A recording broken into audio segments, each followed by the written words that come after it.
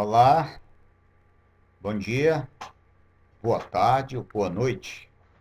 Continuando a nossa série de encontro com a gravação de número 4 já, hoje vamos falar um pouco a respeito da formação e crescimento da congregação judaica com Yeshua, Jesus o Judeu, fora de Jerusalém. Como comentei em palestras anteriores, os discípulos de Yeshua, conhecidos como os nazarenos do caminho, juntamente com os demais judeus, adoravam o Eterno e celebravam o serviço da Torá aos sábados, juntos, sem nenhum constrangimento, até o ano 95, quando se deu a formação do judaísmo sem templo, porque o que havia tinha sido destruído por Tito no ano 70, na grande Assembleia de Iávene. A partir de então, a seita dos nazarenos, um ramo separado dos demais, passou a se fortalecer, crescer, tanto em Israel como na Ásia Menor, Turquia, na Europa e principalmente em Roma, o centro do poder bélico e político da época com o imperador Constantino. Em Roma, o número de discípulos crentes em Yeshua, Jesus o Judeu, dentre os gentios, já era uma realidade em crescimento.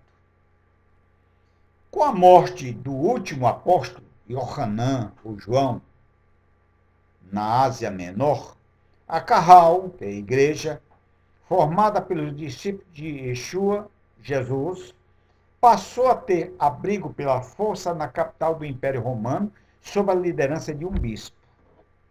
Com o crescimento rápido motivado pela adesão do imperador Constantino, problemas doutrinários começaram a aparecer, sendo necessária a intervenção de homens intelectuais chamados de pais da igreja, né? Pais da igreja, com a finalidade de analisar as questões e solucionar os problemas. Homens como Justino, Tertuliano, Policarpo, Aristide, Irineu, Eusébio, Jerônimo e outros. Teve também a participação, depois dos chamados líderes eclesiásticos, formados por João Crisóstomo, Teodoro, Agostinho, de Hipona, Ambrósio e outros. Outro grupo ainda surgiu fortalecendo a coisa, denominado de escolásticos, composto por Anselmo, Abelardo, Tomás de Aquino e outros. Porém, com algumas exceções, eles complicaram mais ainda a situação pela razão de serem antissemitas. Mas as ações tomadas por eles, principalmente pelos que tinham aversão ou ojeriza aos judeus, ao judaísmo, causaram quebra de elos entre a igreja que havia nascido judaica em Jerusalém, sob a tutela de Pedro e Tiago, irmão do Senhor, com aquela que estava sendo formada por Roma agora. Exemplos.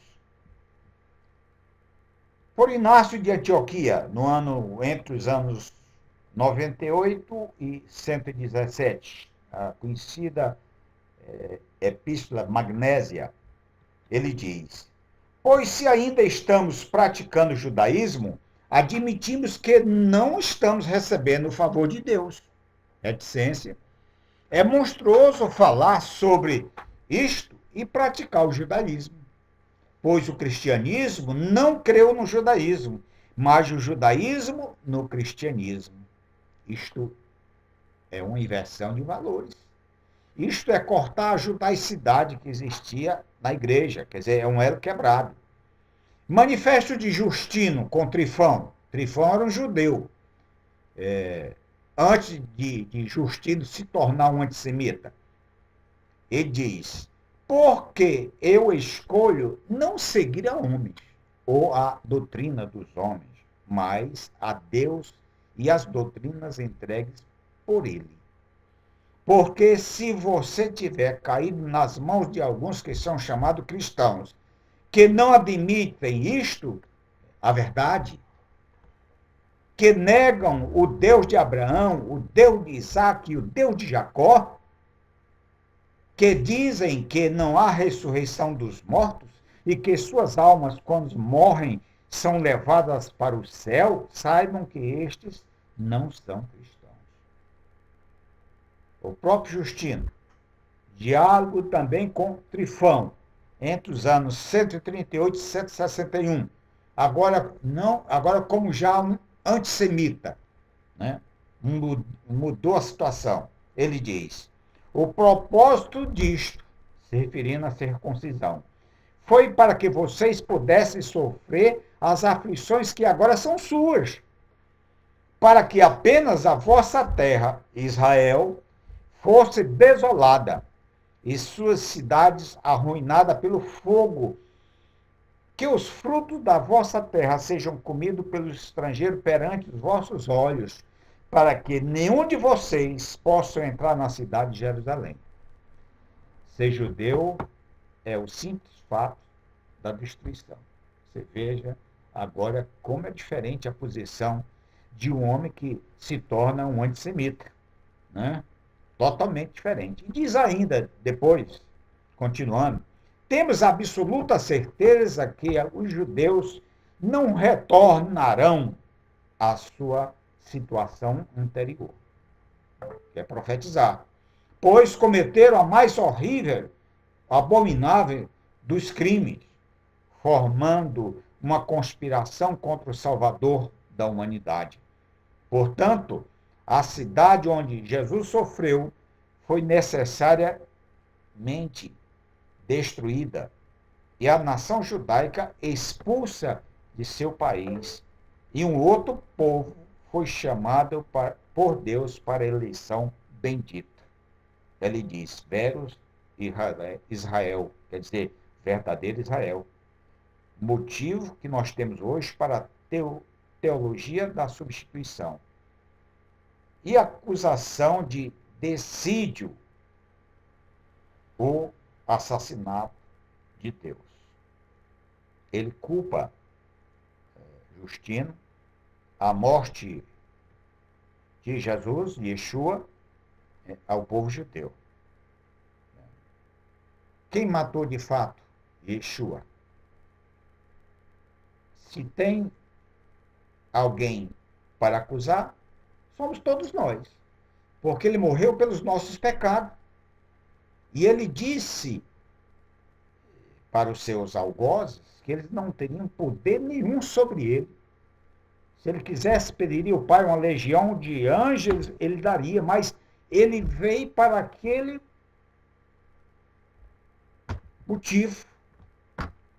Ele veio exatamente por isto, para dar sua vida em resgate de muitos. Ele disse, eu tenho poder para dar e tenho poder para retomar. Portanto, ninguém, de fato, matou Yeshua. Houve uma rejeição por parte da liderança judaica para que se cumprisse o propósito de Deus para os gentios. Mas ninguém tinha poder para matar Yeshua, Jesus, se ele não tivesse vindo para este propósito, de, através da sua morte, da sua ressurreição, da sua ascensão à destra da majestade, né, ter direito à nossa salvação. Então ele morreu por mim, ele morreu por você, ele morreu por nós. Ninguém tinha poder para lhe tirar a vida, né?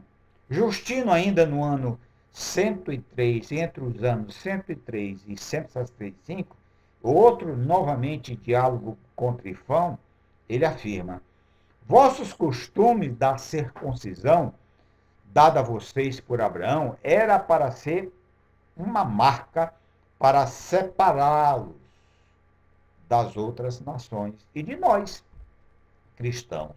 Repete ainda, o propósito da circuncisão foi para que vocês, e apenas vocês, pudessem sofrer as aflições que agora são suas, para que apenas a vossa terra, Israel, fosse desolada e suas cidades arruinadas pelo fogo, para que os frutos da vossa terra sejam comidos por estrangeiros perante os seus olhos, para que nenhum de vocês possa entrar na cidade de Jerusalém. Justino foi um dos primeiros a institucionalizar o cristianismo. Imperador Constantino, no ano 321, ele determinou o trabalho aos domingos, uma proibição. Diz aqui no texto. No ano 321, o trabalho aos domingos foi proibido pelo imperador Constantino para os habitantes da cidade. No entanto, a lei ela não era de cunho cristão, mas de instância mitraísta. E exigia que juízes, pessoas de ocupação diversas, descansassem no venerável dia do sol, quer dizer, o domingo. Para fortalecer ainda mais o seu decreto, de 7 de março de 321, lei dominical, Constantino promulgou mais 7, ou melhor, 5 leis adicionais. Uma delas determinava que seu exército, fizesse seus exercícios aos domingos, a fim de rezar uma oração composta pelo próprio imperador para tal finalidade, e durante o momento da reza era exigido que os soldados olhassem para o sol.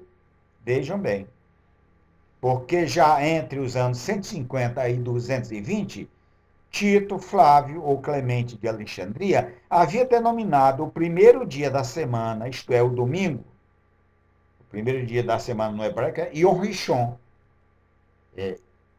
Ele denominou de domingo, que já tinha o nome de domingo, de Dominus Dei, isto é, o dia do Senhor. Então aí começa a quebra de elos. Então começa a separação entre aquela carral, aquela igreja que nascera em Jerusalém, sob a batuta, a tutela de Pedro e de Tiago, irmão do próprio Senhor, né? Agora sendo levada à força para Roma. Então, aquela que nasceu em Jerusalém, com todos aqueles apóstolos, agora começava a ter um rumo diferente. E este rumo não foi para melhor, foi para pior, conforme nós provaremos nas próximas palestras. Na próxima palestra, daremos mais alguns exemplos também daqueles que usurparam a origem e a liderança da Carral, em Jerusalém, para Roma, e quebraram e continuaram quebrando elos. Vamos fazer isso até o ano 1517. Vamos comentar isso aí. Então, que o Eterno de Israel os abençoe com paz de Deus, paz com Deus, com Bemamon, quer dizer, com equilíbrio financeiro. Bemamon quer dizer riqueza, ser milionário, mas basicamente a ausência da necessidade, que já está muito bom, muito bem. E com Begut, que quer dizer segurança física. Só Deus hoje pode realmente nos garantir uma segurança, porque o Estado, a União, nada pode fazer. Estamos nós, prisioneiros, nas nossas casas, enquanto a violência corre solta lá fora. Então, um verdadeiro shalom. Que o Eterno possa nos abençoar, e até a próxima.